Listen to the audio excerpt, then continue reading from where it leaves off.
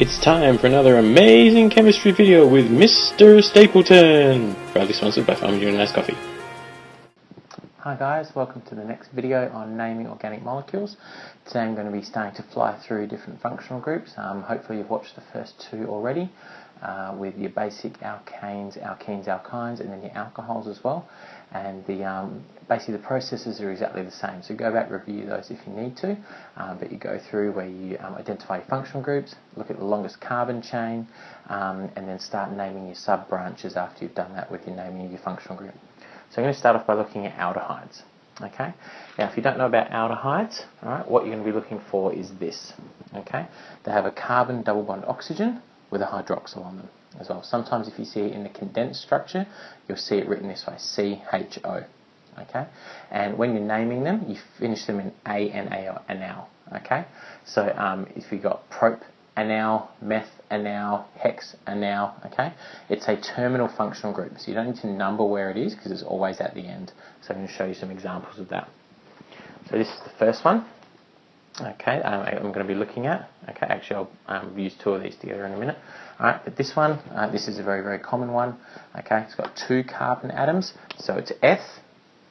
Okay, all right, and then we finish it with the ANAL. So this is F anal. Okay, this also has a common name though. It's called Esset Aldehyde. Alright, or acetaldehyde. There's an L in there. Acetaldehyde or acetal. Alright, there's a number of different names for it. This is what's called a common name. This is called the systematic name. Alright, so it's two carbon atoms. Notice again, as I said, we don't need to put the number of where the aldehyde group is. Alright, there's another one that's quite common, and it's actually the simplest of the aldehydes, which is this one. Alright, with only one carbon atom. Alright, it's meth. Alright, and then we finish with ANAL, so methanal. Alright, it's also got another common name, which is formaldehyde. Formaldehyde is what is used to embalm dead bodies. Okay, so it's the simplest one. That's the common name, systematic name. All right, this one doesn't smell that great. All right, it's not completely off-putting, but because it's used to embalm dead bodies, people associate it with a bad smell. Okay, but on the whole, generally, aldehydes have a bit of a sweet fragrance to them, and sometimes you'll find them present in perfumes and things like that. If you're going to get some slightly more complicated aldehydes, okay, one like this, same process as before. Identify your functional groups. So here we've got our aldehyde group, okay, and we've got our hydroxyl group here, okay. So we name it the same way. There's four, all right. So it's butanal, all right. Don't need to number that, but we do look at numbering the carbon atoms for the side chains.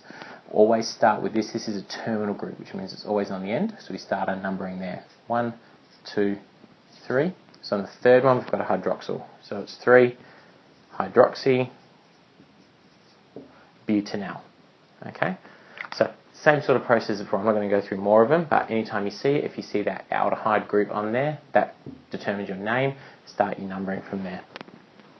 Hopefully you can go the other way as well, where if you're given a name, you can actually draw the structure. So here we've got 2-methyl hexanal. Okay, so you identify that we've got an aldehyde group. Hex is 6, so you draw out 6 carbon atoms. 1, 2, 3, 4, 5, 6, so get your skeleton structure right. Okay, put your aldehyde in. You can put it on either end, but I always tend to put it on this end. Okay, so there's our terminal aldehyde group. That then determines our numbering. So first, second, third, fourth, fifth, sixth carbon. So on the second one, we have a methyl group. So on the second carbon, I'm going to put in my CH3. And then it's just a case of putting in all the rest of your hydrogens, making sure that every carbon has 4 bonds to it. So 1 through there, like that. And in the exam, when you're drawing out these, I always recommend that you do it in these expanded structures first. And then if you want to put it in a condensed form for the answer, you can do that as well. But that's 2-methyl hexanal. Very, very straightforward. Okay. Aldehydes are formed from the oxidation of primary alcohols. So if you have a primary alcohol and you oxidize it with acidified dichromate solution, right, you'll get an orange to green color change. You have to distill off the aldehyde as it forms. Okay, if you don't do that, it will oxidize straight ahead to a carboxylic acid.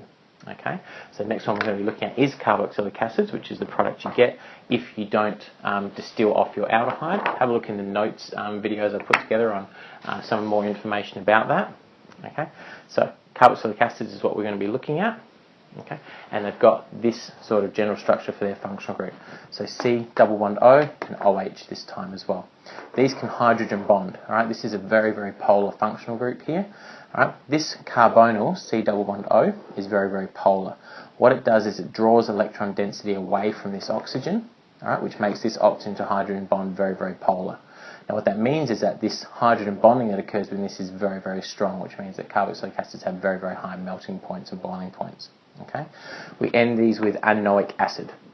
Okay, so simplest one you want to have a look at is just having one carbon atom. So one carbon atom. Make sure a lot of errors that people mistake on this one is they forget to put the hydrogen on here. But every carbon must have 4 bonds around it. So we name it one carbon, so it's meth. Okay, and then we end it with the ending, so it's anoic acid. Okay, common name for this. Sometimes instead of meth we use the word form, so this becomes formic acid. Okay, common name, systematic name. Okay, again it's a terminal functional group, so even though there's only one carbon atom, you don't need to number which carbon atom it's on. Right? Always comes at the end of the chain, so it's always the first carbon. All right, formic acid you find in ants. Okay, and acids generally, the carboxylic acids generally have a bit of a sour taste to them, so citric acid, tartaric acid, things like that as well. Okay, but they're weak acids, which means only partially ionized in water. So all organic acids are weak, they're not strong like your mineral acids, like your hydrochloric acid, sulfuric acid.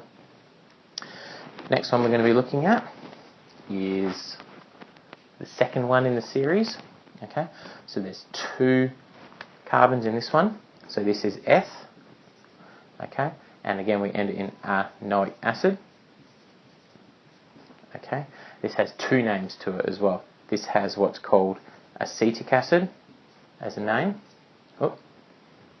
Acetic acid, but also very, very commonly known as vinegar. Okay, used quite regularly. Alright, so acetic acid and vinegar, what we call the common names. Ethanoic acid is a systematic name. Again, terminal functional group, don't need to number it even though there's only 2 carbon atoms. Okay, that's a very, very basic one. If you build up your carbon chain, again, follow those same principles before. Identify your functional groups, longest carbon chain, and your side chains from there. So we identify this time we've got the carboxylic acid on this end. Okay, doesn't really matter what it is, but we identify that. We've got 1, 2, 3, 4, 5. So 5 is pent. Alright, so it's pent anoic acid.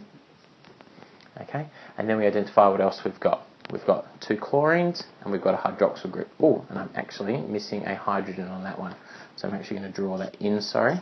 Okay, every carbon must have 4 bonds. Alright, so we've got a hydroxyl group and chloro. So chloro is alphabetically first before it. So it's on the 2nd and the 5th. So it's 2, 5, dichloro. Okay, and then we have a look on the 3rd carbon, we've got a hydroxyl. So 3 hydroxy, I'm going to run out of room. 3 hydroxy pentanoic acid. So 2, 5, dichloro, di for 2. Okay, 3 hydroxy pentanoic acid.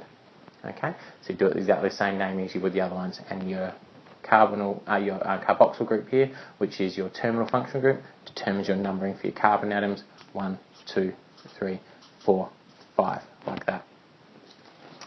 Last one I'm going to show you for this is where you go the other way, where you get the name. Okay, so we've got 3 methyl butanoic acid.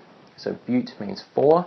We'll put our 4 carbons in. 1, 2, 3, 4, like that.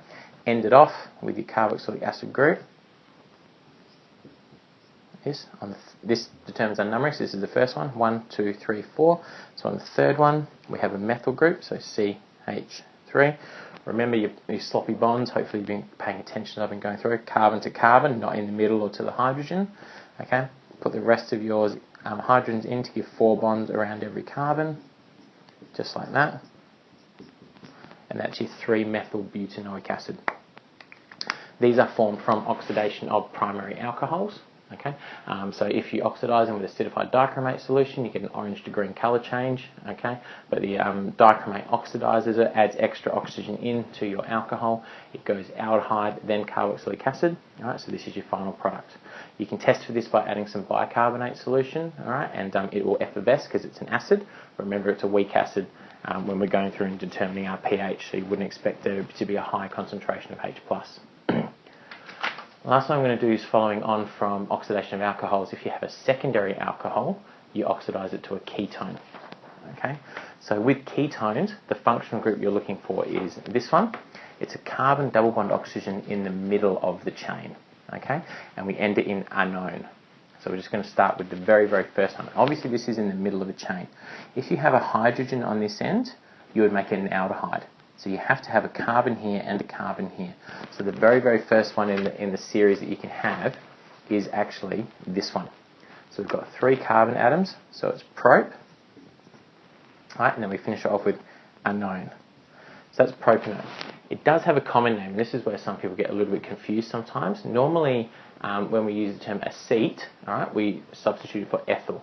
But in this case, acetone, which is what this is, right, is the common name for this, for propanone. Okay, now this is actually nail polish remover, really, really good solvent. Okay, because it's organic, but you've got this slightly polar carbon, this reasonably polar carbon-oxygen double bond here, so it gives it a little bit of polarity as well. So it's able to dissolve organic substances really well, but you can form a little bit of hydrogen bonding towards water if you want from this oxygen. Okay, so quite a useful chemical. I'm going to show you another one. Right, just where you go through and do the same sort of naming as before.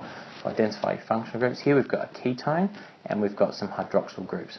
So the ketone takes preference for the naming. So it's there, so we've got 1, 2, 3, 4. And unlike the aldehydes and the carboxylic acids where they were terminal groups, and so you had to, they were always the first carbon, in this case you have to actually number, and this takes precedence. So 1, 2, the second carbon has the ketone on it, 3, 4. Okay, so 4 carbons makes it bute,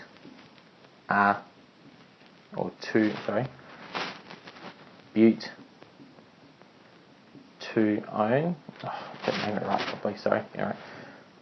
Butane 2-one, all right, or 2-butanone. You can do it either way. Okay, and then you've got your 2 hydroxyl groups in there on the 3 and the 4. So it's 3, 4 dihydroxy butane 2-one. Okay, you must number where the ketone is, okay, because it's in the middle of a chain this time, so it could alternate around if you don't number it properly. Okay, and if we go and show you another one, right, just so you can get the naming of it right, let's have a look at this one. Okay, we've got 1, 2, 3, 4, 1, 2, 3, 4. Okay, so our longest carbon chain is 4. You got a chlorine here, you got a ketone here. Okay, so I would include on your chain the chlorine, okay, but remember the ketone will take preference. So that's first carbon, second carbon, third carbon, fourth carbon, all right, which makes this group over here a methyl group. Okay, so 1, 2, 3, 4, that makes it butane 2-one. Okay, because there's 4, just like with the one we had before, butane 2-one. Okay, we've got a methyl on the third and a chloro on the fourth. Okay, chloro, because it's alphabetical, tends to take a little bit of preference. So it's 4 chloro, 3 methyl, butane 2-one. Okay, so ketone functional group, it's on the second carbon, which is there. It's always good when you write your name to go back and double check when it matches. On the third we have a methyl group, yes. On the fourth we have a chlorine. Okay, so that matches up nicely as well. Alright, last step to go through is to check that you can go from naming to structures as well. So here, 3-ethyl heptanone. Okay, and obviously what have I done here? I've forgotten to put in where the ketone actually is. So in this case I'm actually going to put it 2, so sorry about that. So 3-ethyl heptan 2-one. Okay, so het means 7. This is what you get for doing videos at late, so apologies. 7 carbons, 1, 2, 3, 4, 5, 6, 7. So draw your skeleton chain based on hept. On the second one we've got a ketone.